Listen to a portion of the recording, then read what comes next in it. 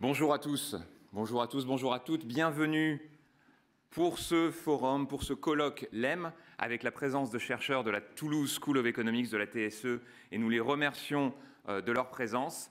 Je m'appelle Olivier Nataf, je suis président du LEM par intérim, mais néanmoins de plein exercice, et je suis ravi de vous accueillir aujourd'hui pour ce colloque particulièrement intéressant, particulièrement important, et qui vient à point nommé, je dirais.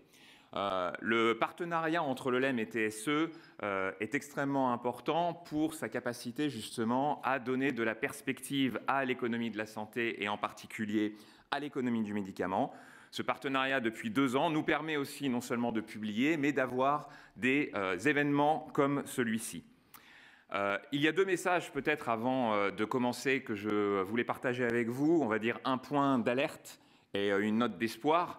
Le point d'alerte, je pense que nous en sommes tous conscients, nous avons le sentiment, nous allons dire, d'arriver au bout d'un système. Et ce sentiment est soutenu par des enjeux qui sont particulièrement importants en termes de besoins médicaux, en termes d'organisation des soins, reconstruire l'hôpital, réorganiser les soins de ville, accueillir avec de la prospective, avec de la perspective, accueillir l'innovation, et prendre en compte l'innovation non pas comme un poste de dépense, mais comme un poste d'investissement. Et être avec des économistes et des économistes de renom va être particulièrement intéressant pour pouvoir qualifier justement cette notion d'investissement dans la santé. Le médicament, jusqu'à présent, a été une variable d'ajustement au point d'économie de la santé et en particulier au PLFSS comme chaque année, étant donné que nous voyons une part des dépenses dans le médicament qui est aujourd'hui de 11% des dépenses de l'assurance maladie, alors que ça faisait 14% en 2010. Le médicament représente 50% des économies qui sont réalisées chaque année sur le poste de l'assurance maladie, et c'est donc une notion qui peut endiguer, empêcher, freiner l'innovation. Donc ce point est extrêmement important, ce point d'économie de la santé, ce point d'économie du médicament et la part du médicament dans l'investissement dans la santé des Français et des Françaises. La note d'espoir, c'est évidemment le CSIS 2021, qui est l'opportunité de non seulement dire ce que l'on va faire, mais surtout, en 2022, en 2023, de faire ce que l'on a dit. Et c'est là que le point va se jouer d'un point de vue politique, d'un point de vue économique, d'un point de vue industriel, pour relever ensemble les défis de la régulation, les défis du financement dont nous allons parler aujourd'hui.